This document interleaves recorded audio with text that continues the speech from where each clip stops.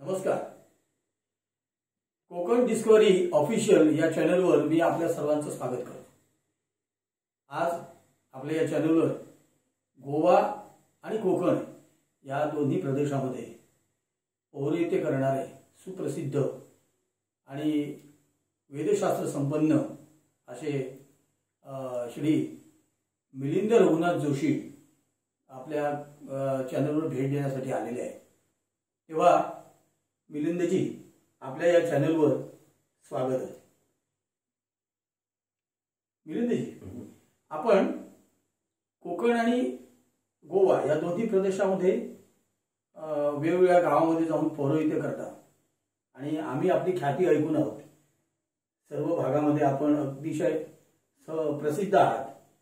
सगळी ही जी पौरोहित्याची कामं आहेत किंवा पूजापाठ आहेत किंवा यज्ञयाग आहेत, या ठिकाणी आपण आर्जवून असता आणि त्या ठिकाणी तुम्ही तुमचं जे पौरोहित्य आहे ते अतिशय लक्षणीय अशा प्रकारचं आहे आणि तुम्ही तुमचं हे जे कार्य आहे ते कार्य अतिशय वाखाणण्यासारखं आहे. तेव्हा आमची एक अशी इच्छा आहे की आपले हे जे अनुभव आहेत, आपण हे सगळं पौरोहित्य करता किंवा ह्या सगळ्या गोष्टी करता, तेव्हा या धार्मिक बाबतीत ज्या काही आम्हाला वेगवेगळ्या समस्या आहेत किंवा वेगवेगळ्या काही आपल्या शंका आहेत किंवा काही गोष्टी आपल्याला अजूनही आम्ही सर्व लोक काही जण अनविज्ञ आहोत, तर त्याबद्दल आपल्याकडून आम्हाला काही थोडं जाणून घ्यायचं आहे. पण त्यापूर्वी मित्रहो, मिलिंदजी यांनी शालेय शिक्षणानंतर हे जे पौरोहित्याचं शिक्षण आहे, वेदशास्त्राचं शिक्षण आहे, ते त्यांनी कसं घेतलं ते आपण एकदा त्यांच्याकडूनच जाणून घेऊया. तेव्हा आपण जे हे शिक्षण घेतलं ते कशा पद्धतीने घेतलं, कुठे घेतलं, त्याबद्दल थोडंसं आम्हाला सांगाल तर बरं होईल. सांगतो. माझा जन्म सिंधुदुर्ग जिल्ह्यात बांद्यापासून 15 किलोमीटर गाव आहे कोनशी म्हणून, तिथं झाला. त्यानंतर 8व्या वर्षी माझी मुंज झाली. मुंज झाल्यानंतर तेव्हा 3री 4थीत असताना सरासरी माझी मुंज झाली. मुंज झाल्यानंतर मग आमच्या गावात 7वी पर्यंत शाळा, फक्त जिल्हा परिषदेची, आणि 7वी नंतर जर शिक्षण पुढचं घेणार तर ते बांदा किंवा पुढे सावंतवाडी वगैरे दुसरीकडे जायला पाहिजे. अतिशय दुर्गम भाग होता तो. कसलेच साधन सुविधा अशा नव्हत्या फार.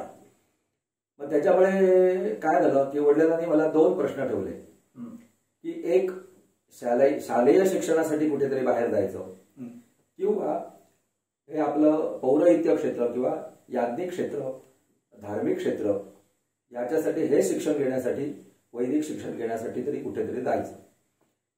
तेव्हा कवळ्याला जी शंकर पाठशाळा आहे तिचं नाव ऐकून माहिती होतं आम्हाला. काय झालं की ह्या शालेय शिक्षण जर घेणार तर अनेक जे विषय असतात, तसं एक गणित एक विषय त्याच्यात जो होता तो मला तसा फार आवडत नव्हता. त्याचं कारण सांगतो. कारण 3री 4थी पर्यंत गणित जे होतं ना ते पाढ्यांचं गणित होतं, म्हणजे गुणाकार, भागाकार, वजाबाकी असं. आणि आम्ही 6वीत गेलो आणि ते गणित विषयच बदलला. बीजगणित, लसावी काढा, मसावी काढा, म्हणजे आता मला वाटतं ते हल्लीच्या 11वी 12वीला ते गणित होतं, बँकिंग गणित.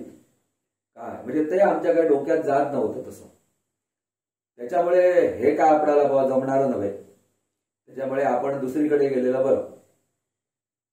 पण मुंजीत त्यांनी जे मला मंत्र शिकवले, आमचे वेदशास्त्र संपन्न बापू माझगावकर, ते मंत्र म्हणायला काय असे सोपे होते अशातला भाग नव्हे, पण ते पाठांतर करून मला ते येत होते. हे आपल्याला जमू शकतं कारण पाठांतर माझं लगेच होत होतं. मी वडिलांना सांगितलं की मी या पौरोहित्य क्षेत्राकडे जातो आणि आपली वाणीही स्वच्छ होती. बरोबर. मग तिथं जाईपर्यंत मला एक वेगळं आकर्षण होतं. मी तिथं जाईन, अमुक करीन. आणि 8व्या वर्षी ध्येय धोरण काय असणार तुमच्या समोर, की वडील काय सांगतात ते आपण शिकायचं. तिथं गेल्यानंतर मात्र थोडंसं माझा भ्रमनिरास चांगल्या प्रकारे, म्हणजे चांगल्या गोष्टीनं भ्रमनिरास झाला. कसा की मला वाटलं होतं की वेगळं काय तिथं असेल, म्हणजे अजून काही. आम्ही खेडेगावात राहणारे मनुष्य ना, शहरात गेल्यानंतर तिथं शहरी दृष्टीनं काहीतरी असेल, पण तसं काही नव्हतं. अर्थात खेडही नव्हतं, तिथं लाईट वगैरे सगळं काय ते होतं. पण तिथं आमची दिनचर्या 4:30 वाजता सुरू व्हायची पहाटे. अर्थात विद्यार्थ्यांची दिनचर्या 4:30 वाजता सुरू व्हायची असं नव्हे, याच्या अगोदर 1 तास गुरुजी आमचे उठायचे. हे सगळं जे आम्हाला शिक्षण त्यांनी दिलं आणि आम्ही अल्पसं घ्यायचे प्रयत्न झाले आमच्याकडनं. ते वेदशास्त्र संपन्न पुरुषोत्तम शास्त्री उपाध्ये आणि सदाशिव शास्त्री टेंगसे गुरुजी हे सगळ्या मुलांना संस्कृत शिकवायचे. याज्ञिक त्यांचं होतंच, पण याज्ञिकी शिकवण्यासाठी एक गुरुजी आणि संस्कृत शिकवण्यासाठी दुसरे गुरुजी. कारण याज्ञिक जर तुम्ही म्हटलं, याज्ञिक म्हणजे आम्ही जे आता कर्मकांड म्हणतो ते फक्त तुम्ही पाठांतर करून चालत नाही. त्याच्यात काही संस्कृतची शब्दरचना जी आहे, कारिका म्हणतात, त्याचा अर्थ जर करणार तर तुम्हाला ते संस्कृत म्हटलं पाहिजे. म्हणजे नाण्याच्या दोन बाजू, एक नाण्याची बाजू गुळगुळीत असून चालत नाही, दोनही पक्क्या ठाम शिक्का दिसणारा पाहिजे. आणि तसं तिथून आमचा तो कालखंड संस्कृतचा आणि याज्ञिकीचा सुरू झाला. सकाळी 4:30 ते रात्री 9:30 पर्यंत आमचा व्यस्त कार्यक्रम असायचा. अष्टमी आणि प्रतिपदा ह्या 2 दिवस आम्हाला तिथं सुट्टी असायची. आणि या कालखंडात 7 वर्षांच्या कालखंडात तिथं 2-3 भाग होते. एक केवळ संस्कृत शिकायचं, एक केवळ याज्ञिक शिकायचं आणि एक केवळ वेदाध्ययन शिकायचं. वेदाध्ययन म्हणजे संहिता, त्याच्यापुढे मग ते पदक्रम, जटागन असे त्याचे वेगळे भाग आहेत. म्हणजे सायन्स, आर्ट्स आणि कॉमर्स जसे हे प्रकार असतात तशा प्रकार तिथं सुद्धा होते. पण हे जरी सगळं शिकण्यात तर संस्कृत हे मुळात सगळ्याला आलंच पाहिजे. म्हणजे ते शिक्षण झालं आणि 1991-92 सालात आम्ही पाठशाळा तिथून सोडली आणि या क्षेत्रात आमचा हळूहळू प्रवेश. जवळजवळ 7 वर्षांचा, फक्त 7 वर्षांचा कालखंड. हो, म्हणजे हे आपलं सर्व शिक्षण असं म्हणजे गुरुकुल पद्धतीनं झालं. गुरुकुलाच पद्धतीनं झालं आणि त्यामुळे गुरुकुल पद्धतीने हे शिक्षण झाल्यामुळे तुमचा पाया आणि तुमचं सर्व शिक्षण कसं मजबूतीनं झालं. ह्या वेदविद्येमध्ये पाठांतर हा सगळ्यात मुख्य मुद्दा आहे. वेदविद्येमध्येच असं नाही की शालेय शिक्षण जे आपलं आहे बघा, ते कितीच पहिलीपासून ग्रॅज्युएशनापर्यंत पाठांतर हे झालंच पाहिजे. कुठचाही विद्यार्थी जरी असला तरी त्याला पहिलीच जे शिकवतात अ आई य र लव उ रु लो रू ही आता अक्षरं कमी झाली, पण म्हणजे पाढे, संस्कृत सुभाषित, मराठी सुभाषित ही पाठांतर आली पाहिजे. ती जी काही सूत्र आहेत गणिताची ती जर तुम्हाला पाठ नसतील तर तुम्हाला गणित ते क्लिष्ट जातं. पण कसं आहे, शालेय शिक्षणामध्ये रसग्रहण किंवा कल्पना विस्तार वगैरे ह्या सर्व गोष्टी येतात. पण वेदविद्येमध्ये त्याच्याच बरोबर सगळ्यात महत्वाचं म्हणजे ह्या सगळ्या विद्या आपल्याला पाठच असणं गरजेचं आहे. म्हणजे ही मोठी जबाबदारी आहे आणि ती तुम्ही सर्व पाठांतर करून आता सर्वत्र इतर ठिकाणी जाऊन तुम्ही वेगवेगळ्या प्रकारचे यज्ञ या करता. तर आज तुम्हाला खास करून आम्ही बोलवलेलं आहे ते अशासाठी की काही उदाहरणार्थ आपलं जे पितृपक्ष आहे, बरोबर, आपल्या हिंदू धर्मशास्त्रामध्ये जो पितृपक्ष आहे, या पितृपक्षामध्ये आपण पितृऋण जे असतो ते पितृऋण आपण ऋणातून उतराई होण्यासाठी प्रयत्न करत असतो. माणूस जन्माला आल्यापासून माणसाला अनेक प्रकारची ऋण आहेत. म्हणजे जन्माला घडणाऱ्या विधात्यानं आपल्याला पाठवलं, ते विधात्याचा ती सर्वात मोठा ऋण आहे. बरोबर. त्यानंतर आपले आई वडील आहेत, त्याच्यानंतर गुरुजन आहेत, आपले शेजारी पाजारी आहेत, कितीतरी लोकांचे आपल्यावर ऋण असतात. हे ऋण आपल्याला कधी ना कधीतरी फेडायचे असतात. मग ह्या सर्व ऋणातून मुक्त होण्यासाठी आपल्या पितृपक्षामध्ये त्याची बरी व्यवस्था करून ठेवलेली आहे.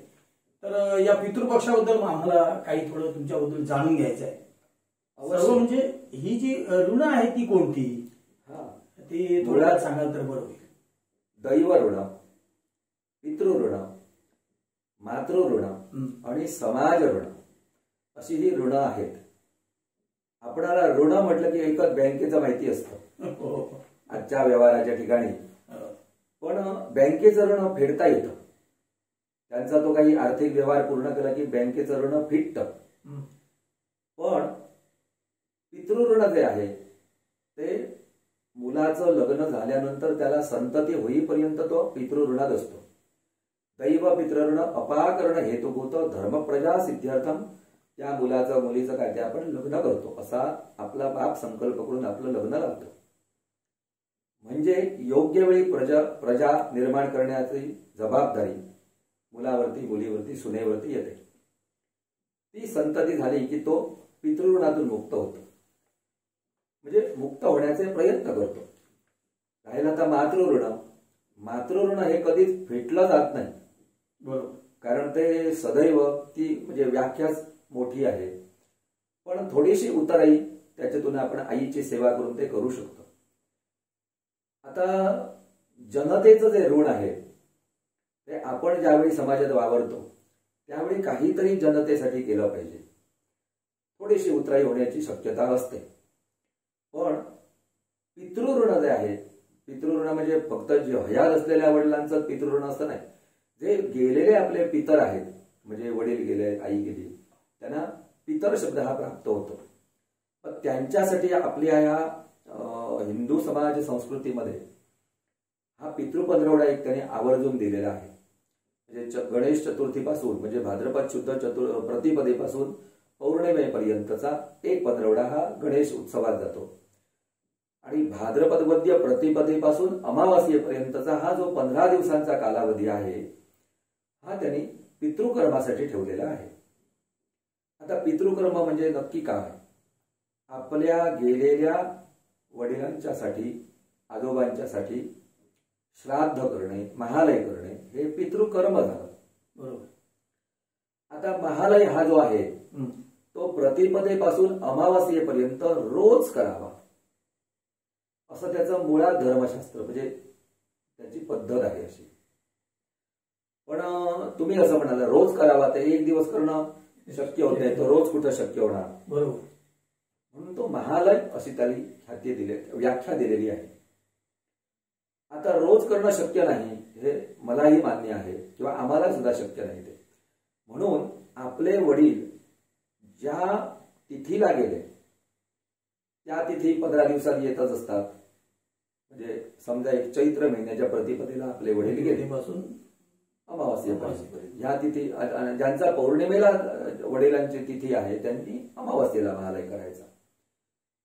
मग त्या तिथीला त्यांचा तो महालय करायचा. आणि जी तिथी आहे अगोदर गेलेली, ज्या महिन्यात वडील गेले त्या तिथीला त्यांचं श्राद्ध करायचं. असा हा पितृऋणातून मुक्त होण्याचा एक छोटासा प्रकार आहे. बर. आता हे ऋण आपण ऋणातून उतराई होण्यासाठी किंवा अंशतः त्या ऋणाचे आपण उताराई होण्यासाठी आपण हे सगळं करत असतो. आपण पूर्णपणे काही त्यांचे ऋण फेडू शकत नाही. बरोबर. मग आता त्याच्यासाठी आपण महालय करतो, हो, किंवा श्राद्ध करतो. हो. आता श्राद्ध पक्ष म्हणजे काय? हा, श्राद्ध पक्ष म्हणजे आपण आता थोडक्यात सांगायचं झालं म्हणजे श्रद्धांजली देणे हा एक आपण व्यासपीठावरचा कार्यक्रम करतो. किंवा त्या गेलेल्या माणसाबद्दल चांगले अनुभव किंवा गेलेल्या माणसानं समाजासाठी केलेलं चांगलं कार्य याची आपण उजळणी करतो. हा व्यासपीठावरचा कार्यक्रम झाला. आता श्रद्धांजलीचाच एक प्रकार हा श्राद्ध रूपानं आपण तो प्रगट करतो. श्रद्धया क्रियते श्राद्ध. श्रद्धेनं मनोभावेनं आपण त्या गेलेल्या वडिलांचं श्राद्ध कर्म करावं. आता श्राद्ध कर्म कधी करतात? त्या गेलेल्या वडिलांच्या त्या तिथीच्या दिवशी ते श्राद्ध करावं. आता श्राद्धात प्रकार अनेक असतात. एक सपिंडक श्राद्ध, एक ब्रह्मार्पण श्राद्ध, एक हिरण्य श्राद्ध, एक अमान्य श्राद्ध, एक संकल्प श्राद्ध, असे त्याच्यात अनेक प्रकार दिलेले आहेत श्राद्धाचे. म्हणजे तुम्हाला जे जमेल. आता ज्यांना सपिंडक व्यवस्थित श्राद्ध करणं ज्यांना शक्य आहे त्यांनी संकल्प श्राद्ध करण्याची गरज नाही. बरोबर. कारण माझ्या खांद्यावर 25 किलो ओझं दिल्यानंतर मी ते उचलू शकतो अशी ज्याची परिस्थिती आहे त्यांनी 5 किलो वजन उचलायला हरकतच नाही. 5 किलो वजन सहज उचलायला हरकत नाही. म्हणजे हे प्रकार सांगितलेले आहेत. म्हणजे ज्याची कोणाची आजच्या काळात आर्थिक स्थितीला मनुष्य तसा मागे फिरत नाही, पण भौतारिक परिस्थिती, कुटुंबातील माणसं कमी झाली, त्याच्यामुळे हे सगळं करणार तर थोडी कुटुंबातल्या मंडळींना शारीरिक मदत जास्त पाहिजे. पण ते तिथं जर ती कमी पडली तर मग हा थोडासा त्याच्यात दुसरा पर्याय घ्यावा लागतो. पण ते त्या दिवशी ते सगळेजण आवर्जून करावं आणि ते करतात. बरोबर. म्हणजे कसं थोडक्यात यथाशक्ती जशी तुमची शक्ती आहे, तुम्हाला जसं पेळणार आहे, बरोबर, त्या पद्धतीने तुम्ही त्या दिवशी त्यांची आठवण करायची आहे. बरोबर, अगदी बरोबर. आणि त्याला आपण पुण्यतिथी म्हणतो. त्या पुण्यतिथी म्हणतोच, पण पुण्यतिथी हा अजून एक प्रकार वेगळा आहे. हो.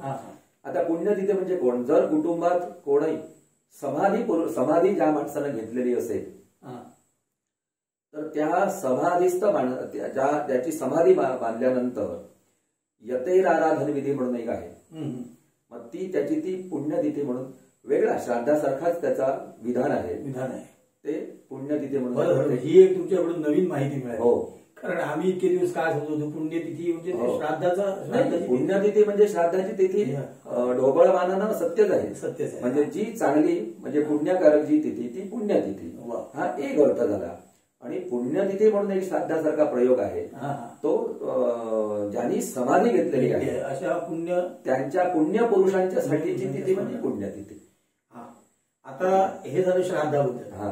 आता महालय कधी करावा, म्हणजे आता थोडक्यात सांगायचं पितृपक्ष जो आहे, पंधरवडा जो आहे, बरोबर, ह्या पंधरवड्यात महालय करावा असं ढोबळमानानं सर्वांना माहिती आहे. पण समजा ह्याच्यात महालय करता आला नाही तर पुढे कधी करता येतो का, किंवा हा महालय कधी करावा? हा येतो ना.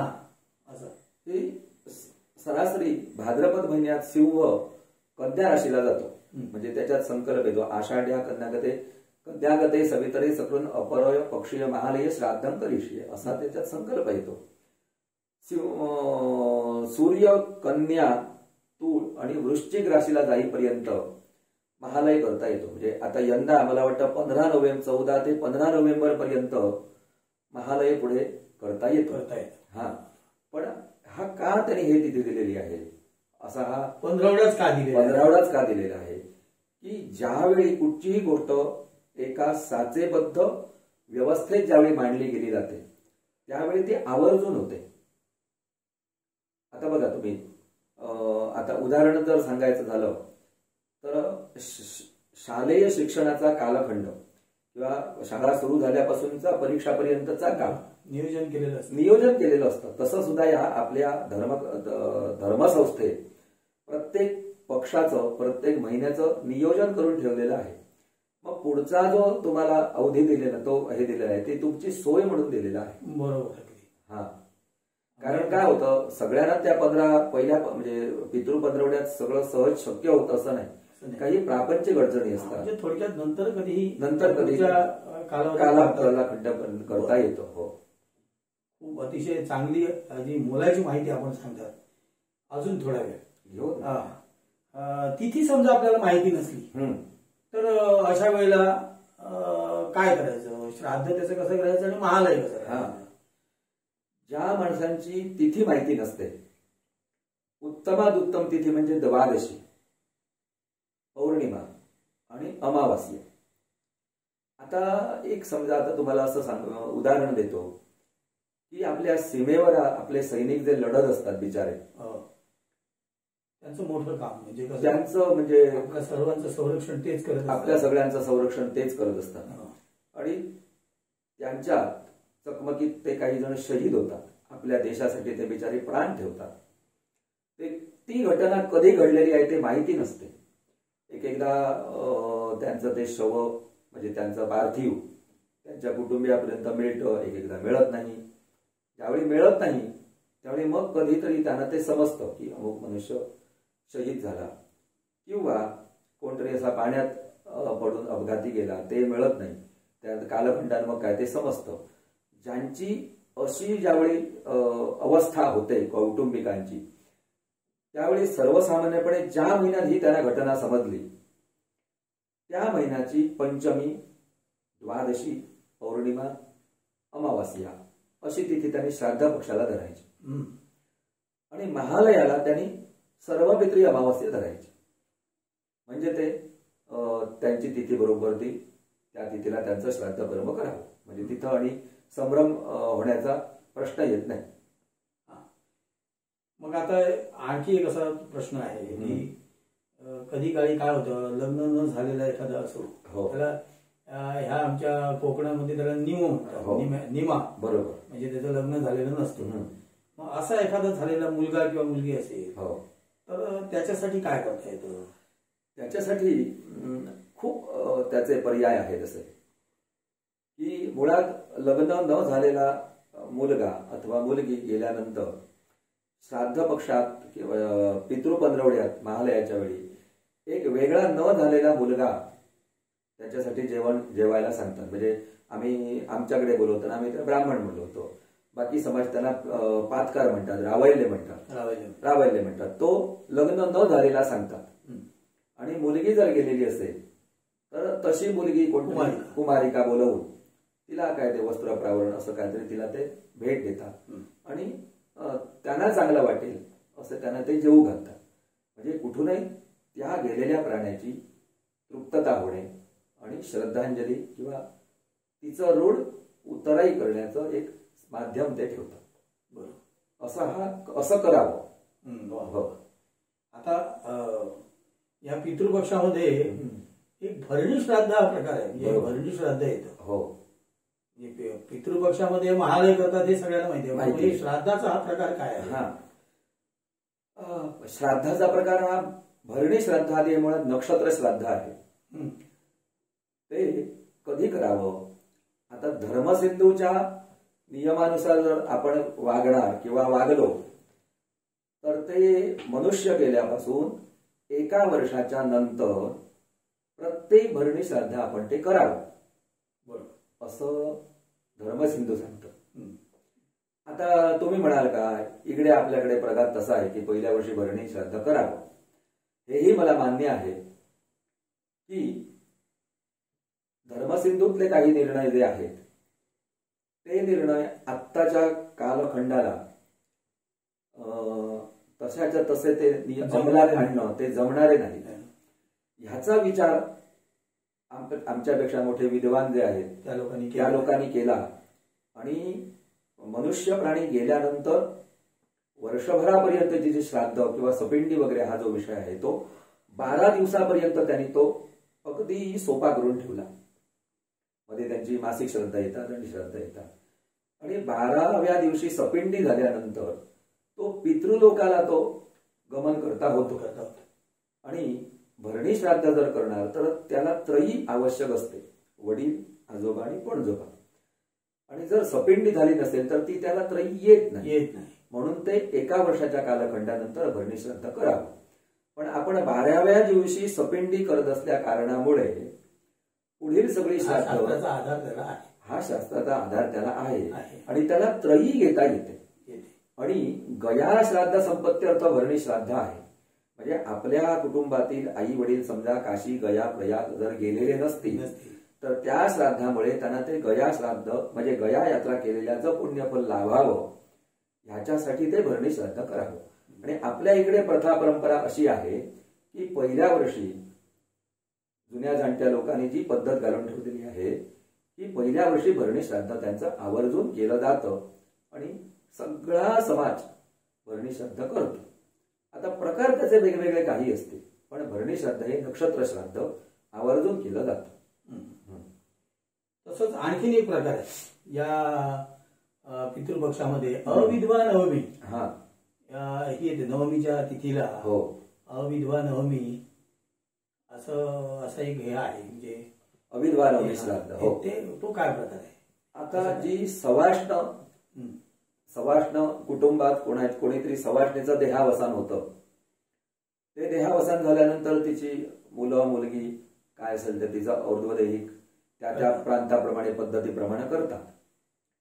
पण तिच्यासाठी एक वेगळा दिवस सुवासिनीसाठी ही जी काही पितृपंधरवड्यात नवमी येते तिला आधी अविधवा नवमी श्राद्ध तिचं वेगळं करावं. जसं आपण ती गेल्यानंतर सांवत्सरिक श्राद्ध करतो, सांवत्सरिक श्राद्ध करावंच पण विशेष संकल्प श्रेयोर्थम मोक्षार्थम तृप्त्यर्थम अविधवा नवमी श्राद्धम करिष्ये. म्हणून ते वेगळं त्या दिवशी त्याच दिवशी केलं जातं, म्हणजे करावं. अन्य तिला अविधवा नवमी श्राद्ध वेगळं आणि दुसऱ्या दिवशी करत नाही. आपण एक समजा आता एखादी समजा सवासिनी समजा गेली आणि 1-2 वर्षानंतर तिचा नवऱ्याचंही देहावसान झालं, बरोबर, आणि त्यानंतर पितृपक्षामध्ये महालय आणि वडिलांचा घातला, त्यावेळेला ती त्या ह्याच्यामध्ये येते, बरोबर ना, त्या पित्रावेळी मग तिचं आणि वेगळं हे घालावं लागणार का? हा प्रश्न उत्तम आहे. दोनही प्रकारचे उत्तर सांगतो. अविधवा नवमी श्राद्ध हे जर ती कोण कौटुंबातली सुवासिनी जर गेलेली असेल तर ते कधीही बंद होत नाही. हा धर्मशास्त्रीय निर्णय. पण लगेच तुम्ही म्हणता तसं समजा गेले त्या वडिलांची समजा अष्टमी तिथी दशमी तिथी जर समजा आलेली असेल तर ते नवमीचं श्राद्ध येईल, महालय श्राद्ध येईल, अशी ती परत परत श्राद्ध करणं म्हणजे सगळ्यांना ते जमतं किंवा आताच्या थोडंसं जमणं शक्य नाही. म्हणून ते काय करतात की महालयाच्या वेळी मातृत्र येतेच परत, म्हणून ती आणि एक सुवासिनी सांगतात आणि त्याबरोबर त्यांना तिला गंध बोलून तिला जीव घालतात, तिची ओटी भरतात. हे संयुक्तिक आहे. पण मूळ त्याचा गाभा असा आहे की अविधवा नवमी श्राद्ध तुम्हाला चुकवता येईल, म्हणजे करायलाच पाहिजे, असा त्याचा मूळ त्याचा गाभा. पण मी काय म्हणतो, काही ठिकाणी काय होतं की ते अगोदर नवमी घालत असतात, त्यांच्या घरात महालयाचं हे नसतं, म्हणजे ती अविधवा नवमीचं ते वाढतात आणि ते वडील गेल्यानंतर मग त्याच अविधवा नवमीच्या तिथीवरच ते महालय घालतात. हे योग्य आहे? नाही नाही नाही नाही, हे योग्य नाही.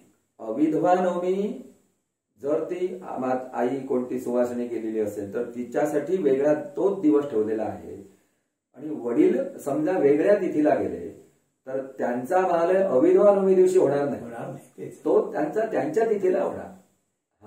त्यावेळेला त्या तिथीला सवासिनी कोणीतरी ठेवून सुवासिनी, बरोबर, अविधवा नवमीचं हे तिचं काय ते तिची ओटी भरणे काय ते दूध प्यायला देणं वगैरे ते संयुक्तिक होऊ शकतं. ठीक आहे, वा वा, चांगली माहिती दिली आपण.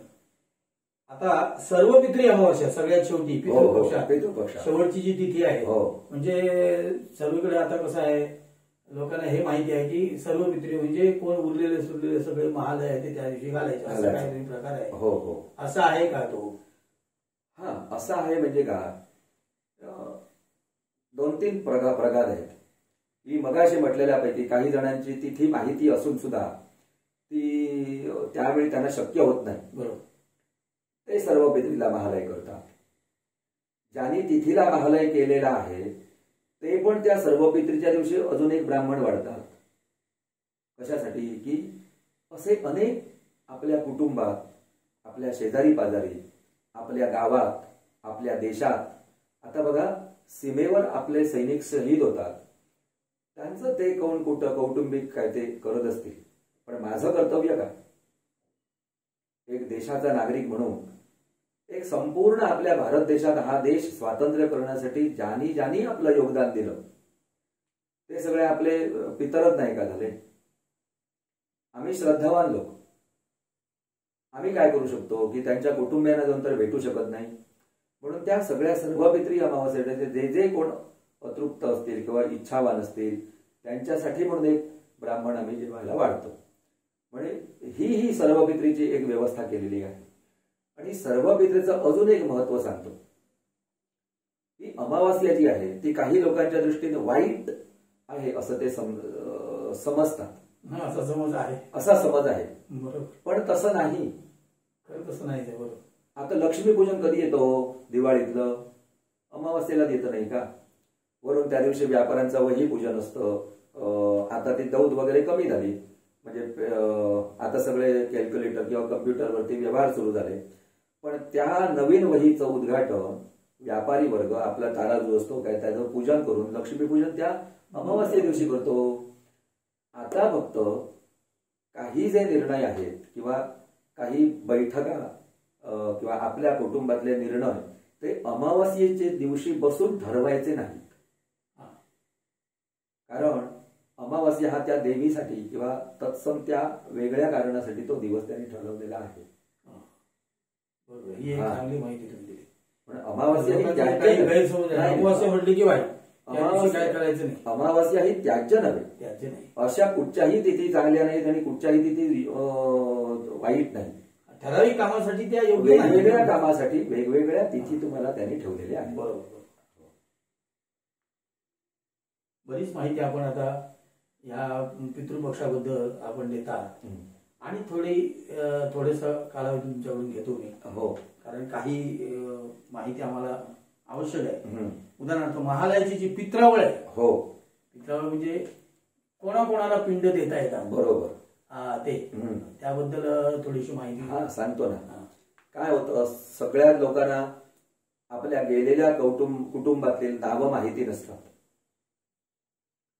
ती आता नावं कुठची, वडील आजोबा पणजोबा, आपली आई आजी पणजी, आईचे वडील आजोबा पणजोबा, आईची आई आजी पणजी, ही किती नावं झाली, 4 त्रिक 12 नावं झाली. त्याच्यानंतर आपला भाऊ, आपले काका, आपले मामा, आपल्या आत्या, आपल्या मावश्या, आपली भगिनी, त्याच्यानंतर आपले सासरे, सासरे झाल्यानंतर त्याच्यानंतर आपले मुंज लावणारे वडील म्हणजे गुरु, आपले आचार्य गुरु, आपले आप्त, आपला आध्यात्मिक गुरु, पण सगळे कोणते आध्यात्मिक गुरु, बाकीचे नंतर आपल्याला वेदविद्या शिकवणारे गुरु किंवा किंबहुना आपल्या प्रपंचाला मदत करणारे आप्त. एवढंच नव्हे, काही जण असे मी महाभाग बघितले की छत्रपती शिवाजी महाराजांच्या पासून ते आत्ता आपले सगळ्यांचे एक लाडकं दैवत म्हणूया आपण त्याला, आत्ताच्या राजकारणातले एक धुरंधर नेते, स्वर्गीय आपले संरक्षण मंत्री होते ते मनोहर पर्रिकरांपर्यंत ते पिंड देतात. हो, अधिकार आहे, अधिकार आहे. आणि अधिकार कोणाकोणाला आहे, सगळ्यांचं श्राद्ध करू शकतात.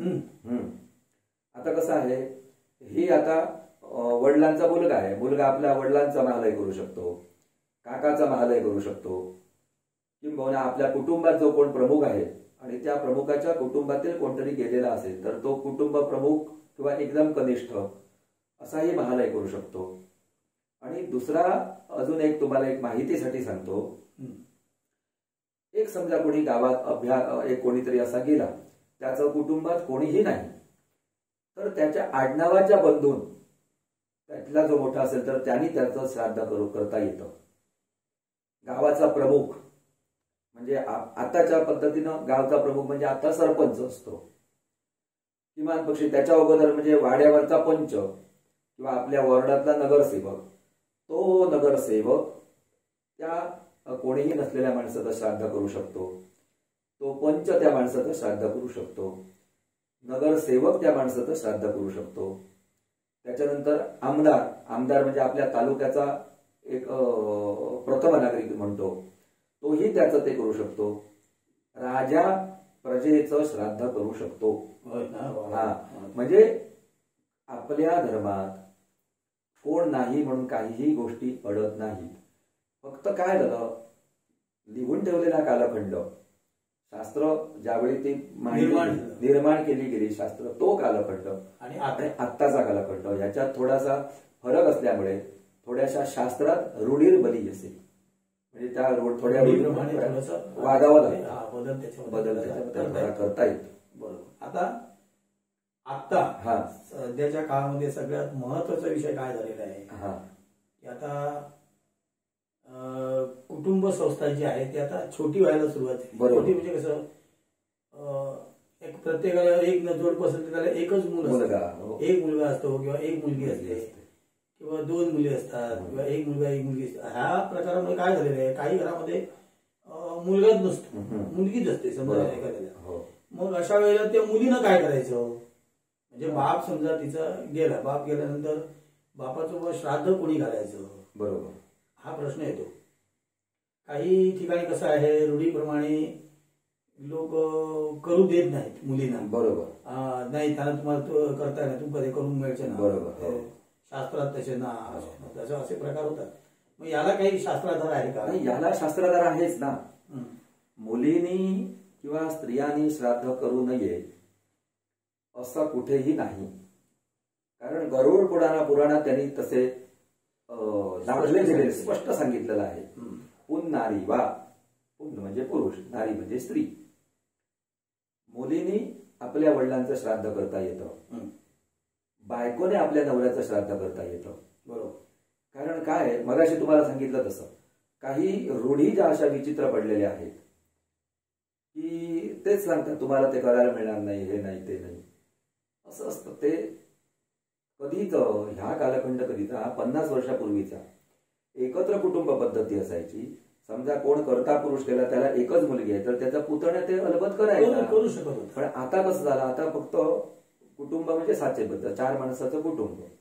आता ह्याच्याही पुढे तुम्हाला मी जाऊन असा प्रश्न विचारतो म्हणण्यापेक्षा माझ्या मनातच असा प्रश्न आला की वडिलांची इस्टेट आहे, वडिलांची इस्टेट आपल्या गोव्याचा 1/14 किंवा महाराष्ट्राचा 7/12 उतार्यावरती जर आपली नावं सगळी येणार, मुलीचं पण येणार, त्यात मुलीचा हक्क आहे, मुलीचं नाव येणार. मग जसं त्या प्रॉपर्टीवरती मुलीचा अधिकार आहे, मग हा धार्मिक अधिकार तिला मिळालाच पाहिजे. आणि ते गैर नाही का? नाही.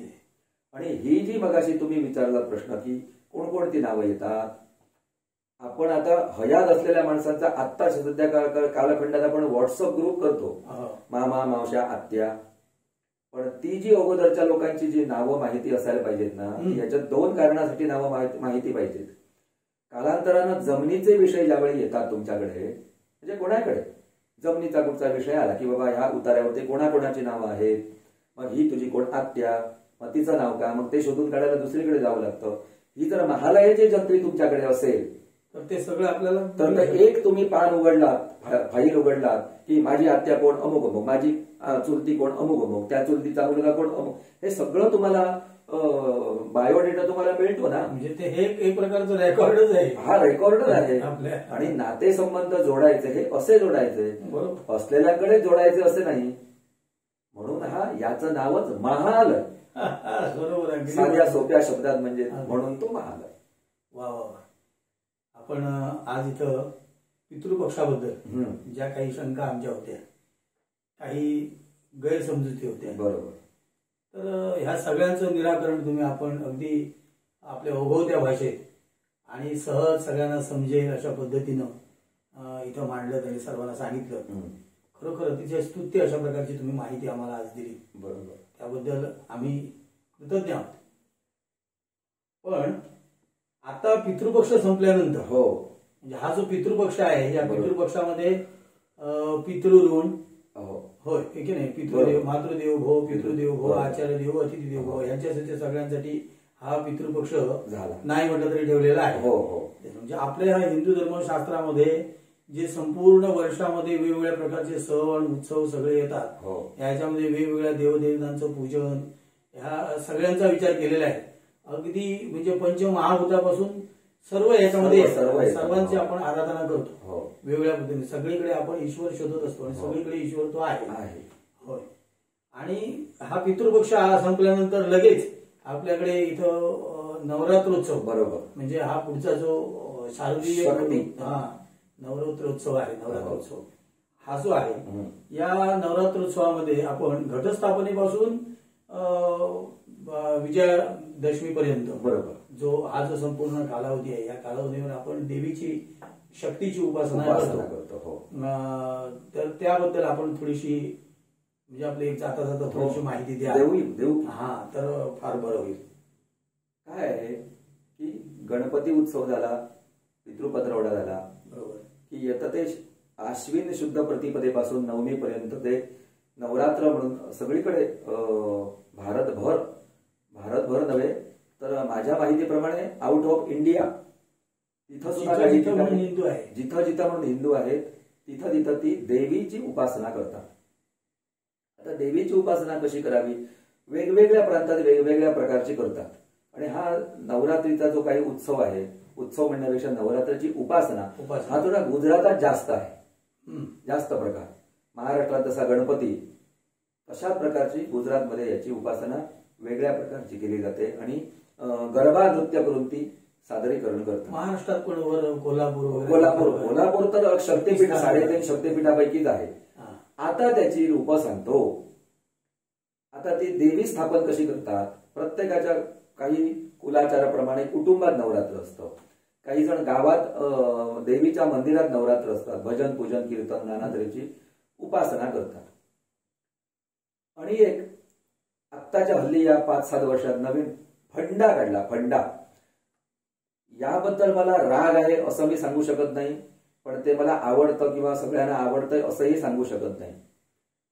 म्हणजे जी गोष्ट आवर्जून करायला पाहिजे ती मूळ त्याचा गाभा बाजूला ठेवायचा आणि ज्या गोष्टीचा कशाशीही काहीही संबंध नाही ती गोष्ट सगळ्यात पुढे आणायची, अशी एक विचित्र शक्ती निर्माण झाली. म्हणजे कशी, पहिल्या दिवशी जे 9 दिवसांचे 9 रंग आधीच त्याचे ऍडव्हर्टाईज होते. या अमक्या दिवशी हिरवी साडी नेसा, तमक्या दिवशी पिवळी साडी नेसा, असं काही नाहीये. हा व्यापारी फंडा आहे. मग हे जे सांगतात त्यांनी देवीचे 9 नावं आहेत ती सांगावी ना. पहिल्या दिवशी कुठच्या नावाने पूजा करायची, दुसऱ्या दिवशी मी सांगतो प्रथमम, पहिल्या दिवशी प्रथमम शैलपुत्री, पहिल्या दिवशी शैलपुत्री या नावाने ती देवी नटते, शैलपुत्रीच्या नावाने तिची उपासना करा. द्वितीयम ब्रह्मचारिणी, तृतीयम चंद्रघंटेती, कूष्मांडेती चतुर्दकम, पंचमौ स्कंदमात्रेती, षष्ठम कात्यायनीती च, सप्तमम कालरात्रीश्च,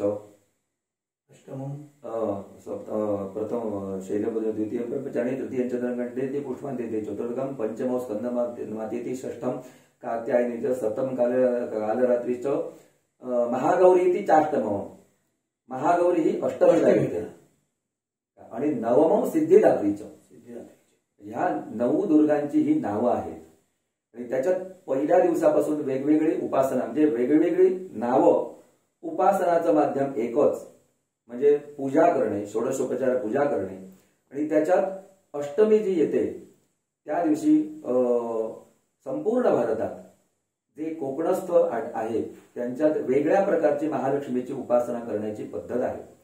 म्हणजे तांदूळाच्या पिठाचं महालक्ष्मीचं रूप करायचं आणि त्यातला जो व्रत घेतलेल्या ज्या महिला असतात, नवीन लग्न झाल्यापासून 8 वर्षापर्यंत ते व्रत वैकल्य करायचं, तर त्या मातीच्या घागरी घेऊन ती घागरी फुंकून त्याची फुगडी घालतात. म्हणजे असा तो एक वेगळा विषय आहे त्याच्यामध्ये सरस्वती पूजन, सरस्वती आवाहन, सरस्वती पूजन, सरस्वतीच्यासाठी पूजांग बलिदान आणि सरस्वतीचं विसर्जन. आणि एक ललिता पंचमी. ललिता पंचमी ही कुलपरंपरागत आहे. काही कुटुंबातील ललिता पंचमी आहे. तर त्या ललिता पंचमीला एरवी देवीच्या पूजेला दुर्वा वापरत नाहीत, पण ललिता पंचमीच्या पूजेला मात्र आवर्जून दुर्वा वापरा असं सांगितलं. आणि त्याच्यात ते श्रीपती आणि गोपती, त्याच्यात ती श्रीमंत ब्राह्मणांची कथा आहे. एरवी कधी कथा म्हटलं की एका गावात एक दरिद्री ब्राह्मण राहत होता. अशीच कथेची सुरुवात असायची. त्याच्या श्रीमंत ब्राह्मणाची एक श्रीमंत ब्राह्मण या कथेमध्ये आहे. तो आर्थिक श्रीमंत नव्हता, मनाचा उपासनेने श्रीमंत होता. उपासनेनं श्रीमंत. आता आर्थिक श्रीमंती आली या 50 वर्षात आली. हो बरोबर. पण अगोदर काही आपल्या धर्मातीलच नव्हे तर आता परवा एक महाराजांचं कीर्तन करता करता निधन झालं. म्हणजे कुठचं नाव तेजोद्दीन असं काहीतरी त्यांचं महाराज.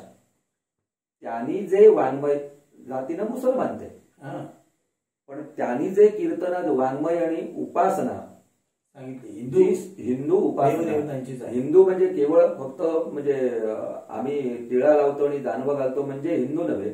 त्यांनी हिंदू धर्माची जी व्याख्या केली ना ती जबरदस्त. म्हणजे त्यांनी सांगितलं की विश्वधर्माची आहे, विश्वधर्माची, आणि ती प्रत्येक माणसानं, त्याच्यात जातीयता मांडली नाहीये. खरं म्हणजे आपला धर्म हा विश्वधर्मच आहे. त्यांनी प्रत्येक माणसानं उपासना कशी करावी आणि माणसानं कसं वागावं हे जे दिलंय ते खरोखरच ते पांडुरंगाचरणी कुठच्या त्या देवतेचं कीर्तन करत होते त्याच्या चरणी ते लीन झाले. म्हणजे एवढं आपल्या या धर्मात सगळं आहे. फक्त आपण म्हणण्यापेक्षा काही थोडंसं मिसगाईड करतो आपण आपल्या धर्माला, आपलेच लोक करतात. तसं माझं एक आवाहन आहे की आपल्याला मूळ जर त्याचं काय माहिती नसेल तर मागचा पुढचा संदर्भ न देता मधलंच कुठचं तरी एक वाक्य काढावं आणि त्याच्यावर अपप्रचार करावा, हे होऊ नये.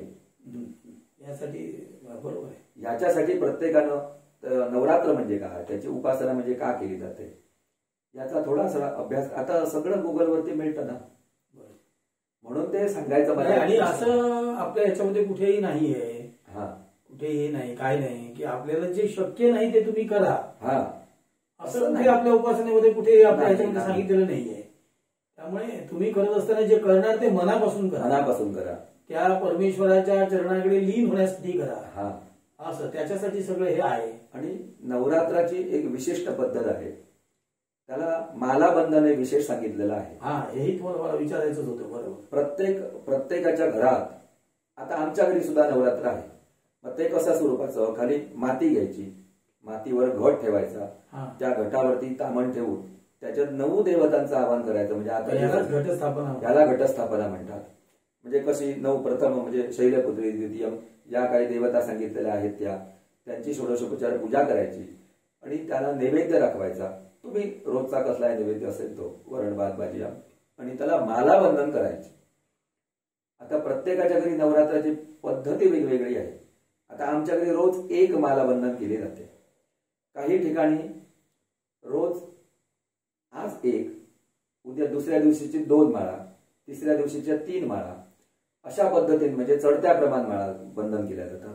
काही ठिकाणी उतरत्या क्रमान माला बंधन केल्या जातात. म्हणजे पहिल्या दिवशी 9, दुसऱ्या दिवशी 8, म्हणजे एक कमी केली जाते. असा काही ठिकाणी क्रम आहे. पण उपासनेचा मार्ग तोच.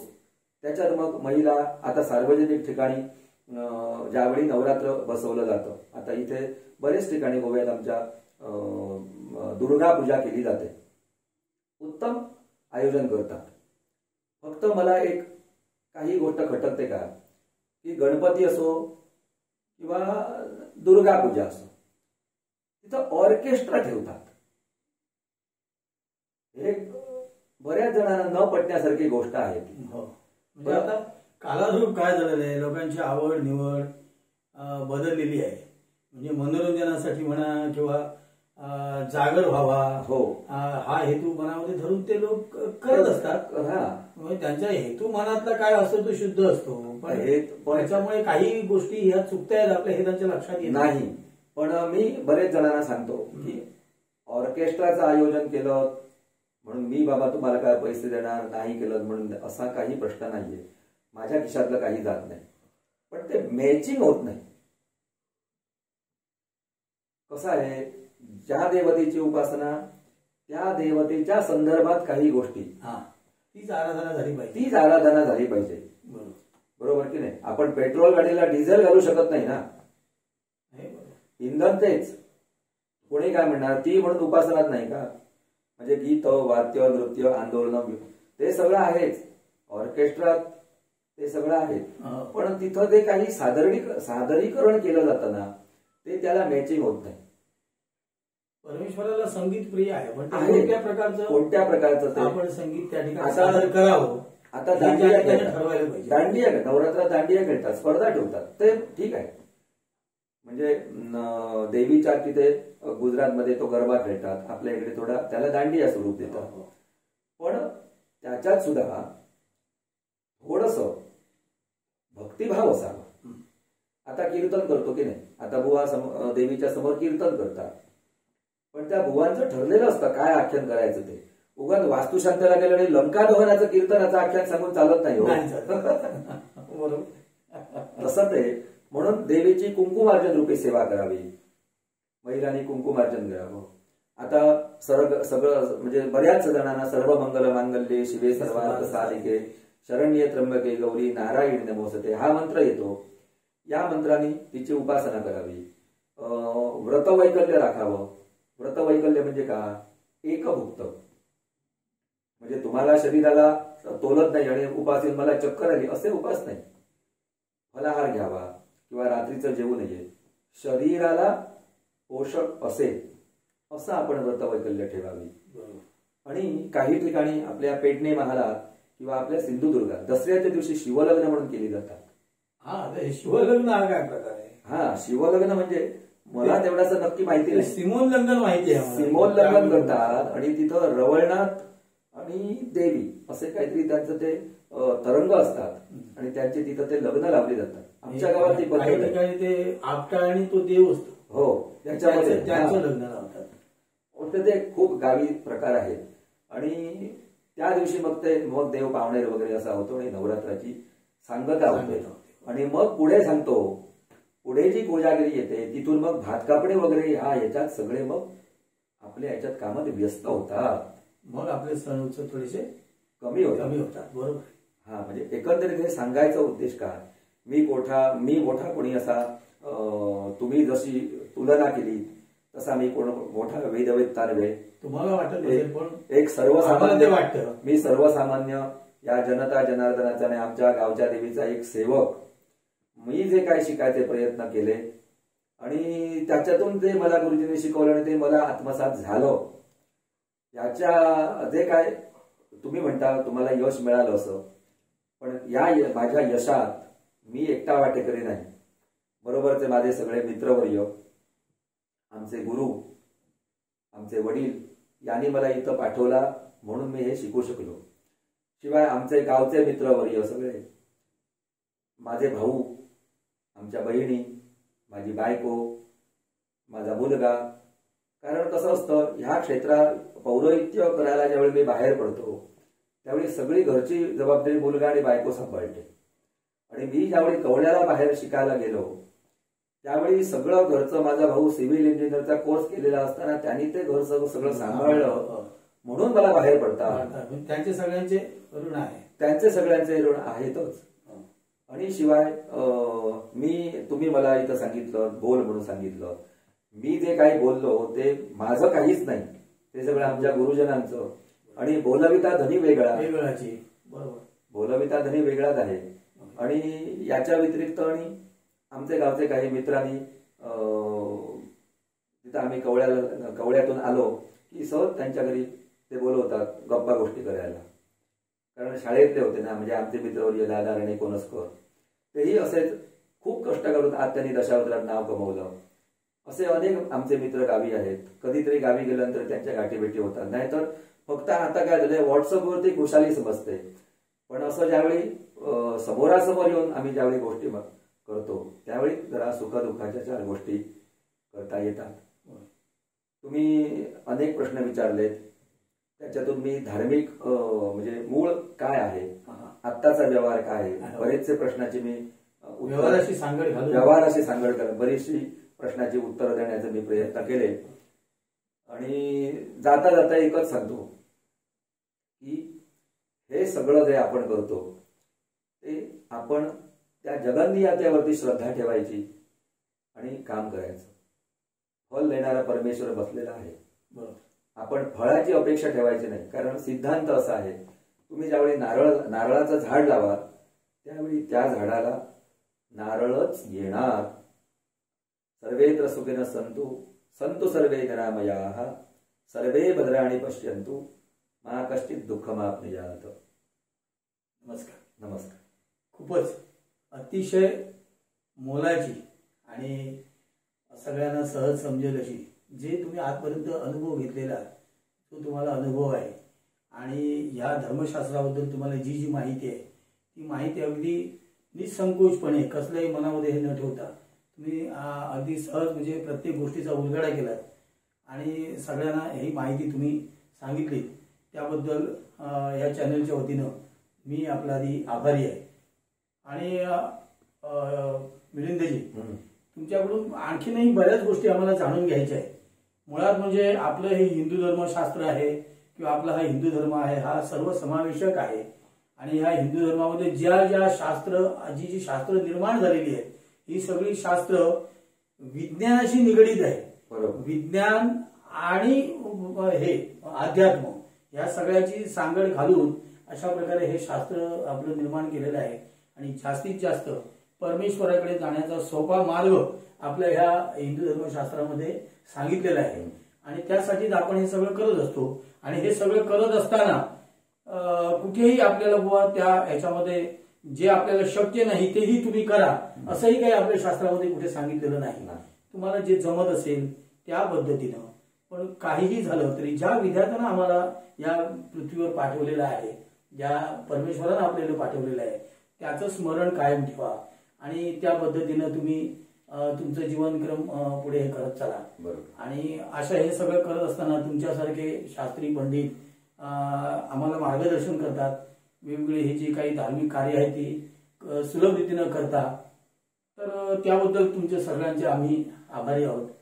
याच्या पुढे या विज्ञान आणि अध्यात्म ह्या दोन्हीशी निगडीत हे आपलं धर्मशास्त्र कसं आहे आणि अध्यात्म हे आपलं परमेश्वराशी तल्लीन होणार किंवा परमेश्वराच्या जवळ जाणार कसं आहे याच्याबद्दल आपल्याला जाणून घ्यायचं आहे. पुढच्या मुलाखतीमध्ये आपण हे जाणून घेऊया. तोपर्यंत मी आपली रजा घेतो आणि पुनश्च एकदा आपले आभार मानतो. धन्यवाद.